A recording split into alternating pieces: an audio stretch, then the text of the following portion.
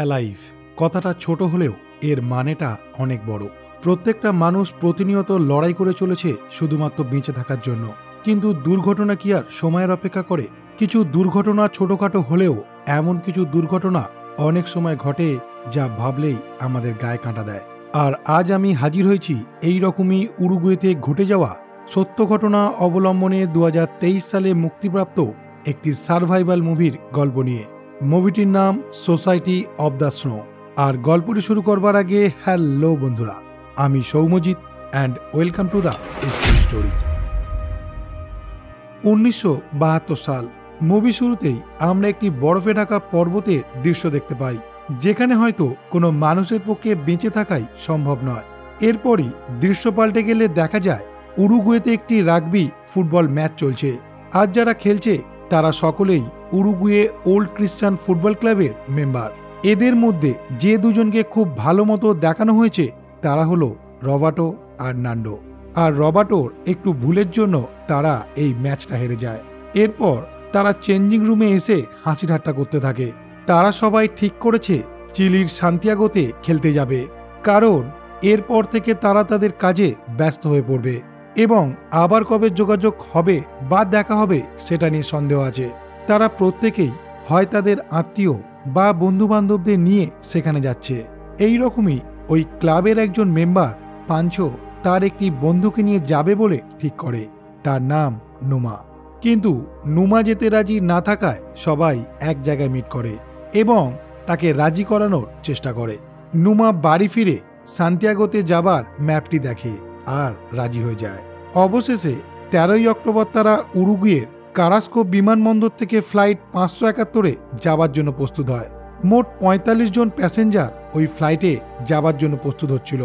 বিমানবন্দরের ওই 45 জন প্যাসেঞ্জারের আত্মীয়রা তাদের সঙ্গে দেখা করতে এসেছিল, আর তারা ওই বিমানবন্দরের বাইরে একসাথে একটি ছবিও তোলে।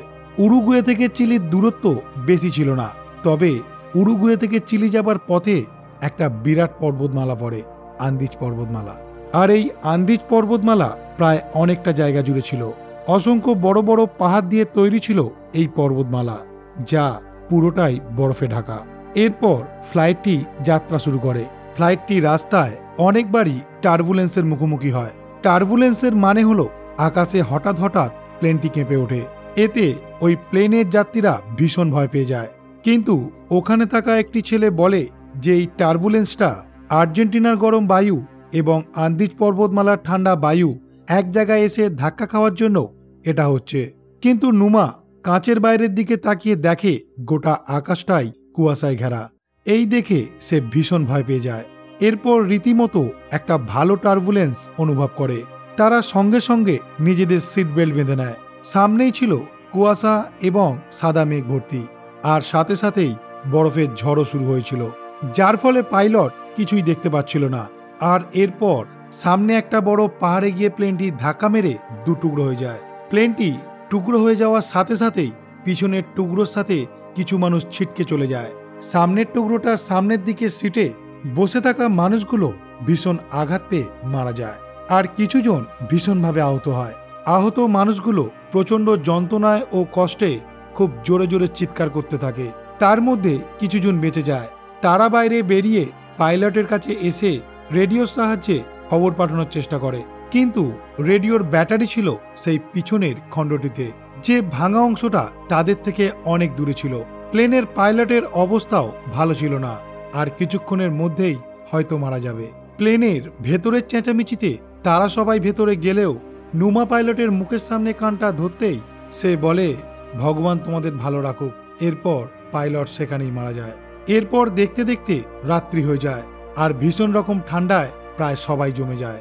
আহতদের মধ্যে কেউ কেউ এই ঠান্ডার যন্ত্রণায় ভীষণভাবে চিৎকার করতে থাকে। কোনো রকমে তারা সেই রাতটুকু অতিক্রম করে। পরের দিন সকালবেলায় রোদ উঠলে ঠান্ডাটা একটু কমে, আর যারা সুস্থ ছিল তারা বাইরে বেরিয়ে এসে তাদের লাগেজে থাকা খাবার, জল এবং আরো কিছু জামা কাপড় বের করতে থাকে। তাদের মধ্যে যে 10 জন মারা গিয়েছিল তাদেরকে তারা প্লেনের বাইরে বার করে এনে বরফের মধ্যে রেখে দেয়। তারা জানতো যে হয়তো তারা আর কোনোদিন বাড়ি ফিরতে পারবে না, কিন্তু তাদের কাছে খাবার এবং জল অল্প একটু সামান্য ছিল। তাই একদম অল্প পরিমাণ একটু খাবার তারা নিয়ে এসেছিল সেই দিনের খাবারের জন্য। খেতে খেতে তারা বুঝতে পারে যে তাদেরকে খুঁজতেই হয়তো একটি প্লেন এদিকে এসেছে। তাই তারা জোরে জোরে হেল্প বলে চিৎকার করতে থাকে, কিন্তু সেই চিৎকার কেউই শুনতে পায় না। এইভাবে সেই দিনটা কেটে যায়। যাতে ঠান্ডাটা একটু কম লাগে তার জন্য পরের দিন তারা ব্যবস্থা করতে থাকে। এরপর ৩ নম্বর দিনে ন্যান্ডো নামক ছেলেটির জ্ঞান ফেরে। তার অবস্থাও খুবই খারাপ ছিল। সে জানতে পারে তাদের প্লেনটি ক্র্যাশ করেছে। তার বোন সুজি, সেও ভীষণভাবে আহত, আর তারও সবেমাত্র জ্ঞান ফিরেছে। এইদিকে ওই প্লেনে থাকা ন্যান্ডোর মা তো আগেই মারা গেছে। এরপর কোনো ক্রমে ন্যান্ডো উঠে তার বোনের কাছে এসে তাকে জড়িয়ে ধরে আর মনে করতে থাকে এয়ারপোর্টে যখন তার বাবা তাদের ছাড়তে এসেছিল তখন তাকে বলে সে যেন তার পরিবারের খেয়াল রাখে, কিন্তু সেটা আর হলো না। তাদের মধ্যে একজন প্লেনের একটি সিটে টিন ছাড়িয়ে রোদের মধ্যে বরফ দিয়ে সেটাকে গলানোর চেষ্টা করছে, কারণ তাদের ভীষণ জল তেষ্টা পেয়েছে।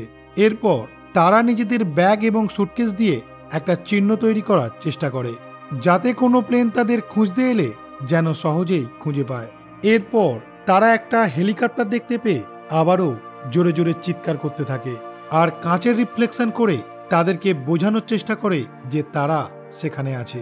কেউ কেউ ভাবে যে হয়তো তাদেরকে দেখতে পেয়েছে, তাই তারা আনন্দে লাফাতে থাকে, কিন্তু না, কেউ তাদের দেখতে পায়নি। এত বড় বড় পর্বতের মাঝখানে তারা কোথায় পড়ে আছে সেটা দেখতে পাওয়া সত্যি সম্ভব নয়। এরপর তারা আবারও একটি প্লেনের আওয়াজ পায়, কিন্তু সেই প্লেনটি কোথায় সেটা তারা দেখতে পায় না। এরপর তারা ঠিক করে যে রেডিওর ব্যাটারিটা যেভাবেই হোক তাদেরকে খুঁজে পেতে হবে। তাই তারা 4 জন সাথী মিলে বেরিয়ে পড়ে প্লেনের ওই পেছনের অংশটিকে খোঁজার জন্য। তারা হাঁটতে হাঁটতে অনেক দূর এগিয়ে যায় এবং হাঁপিয়ে যায় যখন, তখন পেছন ঘুরে তারা যা দেখে তাতে অবাক হয়ে যায়। তারা দেখে তারা যেখানে দাঁড়িয়ে আছে সেখান থেকে তাদের প্লেনটাকে কোথাও দেখা যাচ্ছে না। তখন তারা বুঝতে পারে যেসব প্লেনগুলি তাদেরকে খোঁজার জন্য আসছে এত বড় পর্বতমালার মাঝে তাদেরকে দেখাই যাচ্ছে না। দূরে তারা দেখতে পায় একটা বরফের ধস নামছে। এরপর তারা বলে যে তাদের ফিরে যাওয়া উচিত, তবে তাদের খাওয়ার জন্য কিছুই ছিল না। তাই কেউ ছোট ছোট গাছের শ্যাওলা ছাড়িয়ে খাচ্ছিল, আবার কেউ তাদের আঘাত লাগা জায়গা থেকে মাংস ছিঁড়ে খাচ্ছিল। তারা ধীরে ধীরে হতাশ হয়ে পড়ছিল। তারা নিশ্চিত হচ্ছিল যে তারা আর কেউ বেঁচে ফিরতে পারবে না। নুমা দেখে তার কালো রঙের টয়লেট হচ্ছে, আর এভাবে চলতে থাকলে তাদের মৃত্যু নিশ্চিত। অনেকেই ভাবে ন্যান্ডো বোধহয় মানসিকভাবে ভেঙে পড়েছে, কারণ সে বলছিল যারা মারা গেছে বেঁচে থাকার জন্য তাদের মাংস খেয়েই ওদের বেঁচে থাকতে হবে। আর এই নিয়ে তাদের মধ্যে আলোচনা শুরু হয়, তবে সবাই একমত ছিল না। এই কথা কাটাকাটিতে তারা দুটো দলে ভাগ হয়ে যায়। কেউ কেউ খিদের জ্বালা সহ্য করতে না পেরে জুতোর ফিতে এবং তাদের কাছে থাকা সিগারেট চিবিয়ে চিবিয়ে খেতে থাকে। এরপর হঠাৎই সেদিন রাতে ন্যান্ডোর বোন সুজি মারা যায়। পরের দিন সকালে ন্যান্ডো নিজেই তাকে ওই বরফের মধ্যে চাপা দিয়ে দেয়। এভাবেই দেখতে দেখতে 9টা দিন কেটে যায়। তাদের মধ্যে কয়েকজন কাঁচের টুকরো নিয়ে বাইরে যায় আর মৃতদেহ থেকে কাঁচা মাংস ছিঁড়ে ছিঁড়ে খেতে থাকে। তাদের মধ্যে আরো কয়েকজন বাইরে বেরিয়ে তাদের সঙ্গে যোগদান করে। এইভাবেই দিন কাটতে থাকে। একদিন সকালে তারা হঠাৎ করেই একটি ব্যাগ খুঁজে পায়। সেই ব্যাগের মধ্যে একটা রেডিও ছিল। খুব কষ্ট করে তারা রেডিওটিকে ব্যাটারির সঙ্গে কানেক্ট করে চালু করে। রেডিওটিকে চালু করেছিল এটা শোনার জন্য যে কেউ তাদেরকে এখানে বাঁচাতে আসছে কিনা। তারা কানেকশন পেয়েও যায়, কিন্তু তারা এমন একটা খবর জানতে পারে যে তাদের মাথায় যেন আকাশ ভেঙে পড়ে। সরকারের তরফ থেকে তাদেরকে এই যে খোঁজা হচ্ছিল সেটা এখন বন্ধ করে দেওয়া হয়েছে, কারণ কোনোভাবেই তাদের কোনো হদিশ পাওয়া যাচ্ছে না। আবারও কিছুদিন পর এই তল্লাশি চালানো হবে। এই কথা শুনে প্রত্যেকটা মানুষ কান্নায় ভেঙে পড়ে। যাদের মধ্যে কিছুটা হলেও আশা জেগেছিল যে তারা হয়তো বেঁচে ফিরতে পারবে, তাদেরও সেই আশা নিমিষেই শেষ হয়ে যায়। তার জন্যই কিছু তো একটা করতেই হবে। কিন্তু এরপরেও তারা ভাবছিল যে কিভাবে এখান থেকে বেঁচে ফেরা যায়, আর তার জন্যই কিছু তো একটা করতেই হবে। তখন তারা ভাবলো তাদেরকে প্লেনের ওই রেডিওর ব্যাটারিটা খুঁজে বার করতেই হবে। এরপর তারা 3 জন সাথী মিলে বেরিয়ে পড়ে সেই পেছনের দিকের ভাঙা অংশটা খোঁজার জন্য। অনেকটা পথ তারা একসাথে যেতে থাকে। অবশেষে প্লেনের কয়েকটা ভাঙা টুকরো তারা দেখতে পায়। এখানে এসে তাদের আরো দুটো বন্ধুকে দেখতে পায় মৃত অবস্থায় বরফের মধ্যে পড়ে আছে। সেই মুহূর্তে তাদের প্রচন্ড কষ্ট হচ্ছিল। এরপর তারা সেখান থেকে তাদের প্লেনের কাছে ফিরে আসার জন্য বেরিয়ে পড়ে, কিন্তু প্রচন্ড পরিমাণ বরফের ঝড় শুরু হয় আর তারা বরফের মধ্যে ঢাকা পড়ে যায়। পরের দিন সকালবেলায় তারা বরফের মধ্যে থেকে বেরিয়ে খুব কষ্ট করে তাদের প্লেনে পৌঁছায়। নুমা কখনোই চায়নি সেই মৃতদেহের মাংস খেতে, কিন্তু শেষ পর্যন্ত সেও সেই মৃতদেহের মাংস খেতে বাধ্য হয়েছিল। দেখতে দেখতে 17টা দিন তারা এখানে কাটিয়ে ফেলে।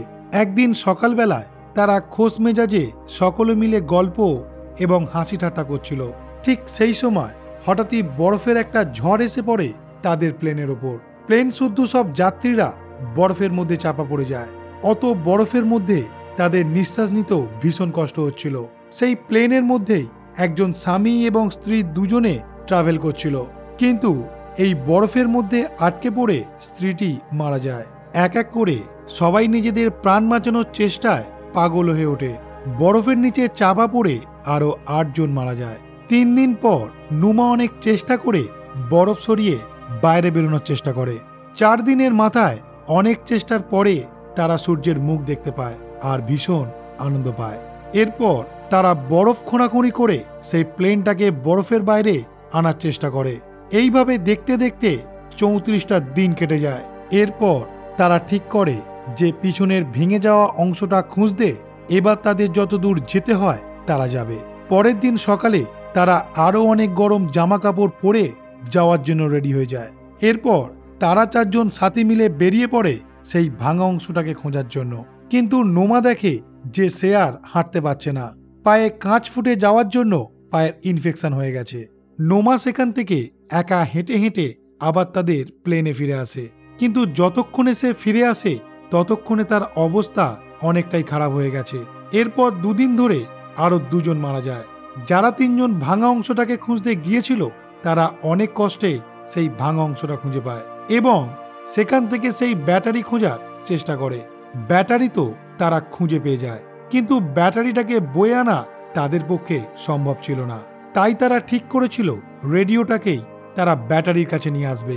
3 জন আবারও তাদের প্লেনে ফিরে আসে এবং ব্যাটারিটাকে নিয়ে পরের দিন আবার যায়। অনেক চেষ্টার পরেও রেডিওটিতে কোনো কানেকশন আসে না। আর এই দিকে দিন দিন নুমার অবস্থা খারাপ হতে শুরু করে। নুমা খাওয়া দাওয়া বন্ধ করে দেয়। সে তার এক যাত্রী বন্ধুকে বলে সে যদি মারা যায় তাহলে তারা তার মৃতদেহ থেকে মাংস খেতে পারে, আর এই পারমিশন সে নিজেই দিচ্ছে। অন্যদিকে রেডিওটিকে কানেক্ট করতে না পেরে তারা আবার নিজেদের প্লেনে ফিরে আসে। এরপর তারা এক প্রকার হাসি মুখে তাদের এই ভাঙা প্লেনের সামনে বসে তারা নানা রকম ছবি তুলতে থাকে। নুমা তার বন্ধুদের বলে তার হাতে বেশি সময় নেই। আসলে ইনফেকশন তখন গোটা শরীরে ছড়িয়ে গেছে। আর হঠাৎই পরের দিন নুমাও মারা যায়। নুমার মৃত্যুতে সবাই ভীষণভাবে ভেঙে পড়ে। তবে নুমার মৃত্যু তাদেরকে আরো অনেক বেশি সাহস যোগায় এই জায়গা থেকে বেঁচে ফেরার জন্য। কারণ নেন্ডা মারা যাবার আগে একটি নোট লিখে রেখে গিয়েছিল, যাতে লেখা ছিল বন্ধুর জন্য জীবন দেওয়ার থেকে বেশি ভালোবাসার কিছুই হয় না। আর এরপরই তারা ঠিক করে আজই তারা এখান থেকে বেঁচে ফেরার পথ খোঁজার জন্য বেরিয়ে পড়বে। ন্যান্ডো, রবার্টো আর আরও একজন সাথী মিলে বেরিয়ে পড়ে কোথায় এই পর্বতের শেষ দেখার জন্য। অনেকটা পথ পেরিয়ে আসার পরেও একটা বরফ ঢাকা উঁচু পর্বতের মালায় দাঁড়িয়ে তারা চারিদিকে শুধু পাহাড় আর পাহাড় দেখতে পায়। তারা ভেবেছিল হয়তো এরপরেই তারা কোনো লোকালিটি খুঁজে পাবে যেখানে মানুষ তাদের সাহায্য করতে পারবে, কিন্তু তারা হার মানেনি। তাদের মধ্যে একজন আবার প্লেনে ফিরে আসে, কারণ তাদের কাছে 15 দিন 3 জনে মিলে খেতে পারবে এমন খাবার ছিল না। এই দিকে আর 2 জন ক্রমাগত হাঁটতে থাকে। এরপর তারা হাঁটতে হাঁটতে বরফের পাহাড় শেষ করে দেখতে পায় জলের ঝর্ণা। তারপর তারা মন ভরে সেই ঝর্ণার জল খেতে থাকে। তারা ভীষণভাবে আনন্দিত হয়, কারণ ন্যান্ডো একটি গিরগিটি দেখতে পায়। সে তখন ভাবে হয়তো তারা এখানেই কোনো লোকালিটির খোঁজ পেতে পারে। আর অন্যদিকে রবার্টো দেখতে পায় তারা যেই পারে দাঁড়িয়েছিল ঠিক তার উল্টো পারে একটি টুপি পরা লোক ঘোড়ার উপর বসেছিল। তখন ন্যান্ডো এবং রবার্টো ওই লোকটিকে কিছু বলার চেষ্টা করছিল, কিন্তু ঝর্ণার জলের এত পরিমাণ আওয়াজ ছিল যে সেই লোকটি কিছুই শুনতে পাচ্ছিল না। তখন লোকটি একটি কাগজ এবং পেন পাথরে করে তাদের দিকে ছুঁড়ে দেয়। তখন ন্যান্ডো তাদের এই ভয়ানক পরিস্থিতির কথা লিখে কাগজটি লোকটির দিকে ছুঁড়ে দেয়। লোকটি কাগজটি পড়ে এবং তার থেকে বড় অফিসারদের জানানোর জন্য ভীষণ দ্রুত সেখানে পৌঁছে যায়। ওই উল্টো পারে ছিল চিলি, যেখানে তারা পৌঁছাতে চেয়েছিল। সেখানে পৌঁছে ন্যান্ডো এবং রবার্টো খাওয়া দাওয়া করে। আর এই দিকে ভেঙে যাওয়া প্লেনে থাকা মানুষগুলি ওই ছোট্ট রেডিওটির মাধ্যমে জানতে পারে এখনই তাদেরকে সেখান থেকে উদ্ধার করে নিয়ে যাওয়া হবে। এই কথা শোনা মাত্রই তারা প্রস্তুত হতে শুরু করে। তাদের মনে যেন আনন্দের শেষ নেই। ঠিক ৭১ দিন পরে এই অভিশপ্ত জায়গা থেকে তারা যেন মুক্তি পায়। অফিসাররা হেলিকপ্টার নিয়ে আসে তাদের উদ্ধার কাজের জন্য। সবাই ভীষণভাবে আনন্দ করে হেলিকপ্টারে উঠে পড়ে আর দূর থেকে তাদের ভাঙা প্লেনটিকে দেখে ভাবতে থাকে তারা এতগুলো দিন কত কষ্টের মধ্যে এখানে নিজেদের বাঁচিয়ে রেখেছিল। তাদের রেস্কিউ করার পর তারা তাদের বন্ধু বান্ধব এবং আত্মীয় স্বজনদের সঙ্গে দেখা করে। তাদের প্রত্যেককে হসপিটালে রেখে সুস্থ করা হয়। কিন্তু তারা আগের দিনগুলো যেভাবে কাটিয়েছিল তারা কি কোনোদিন আর মন থেকে সুস্থ হতে পারবে?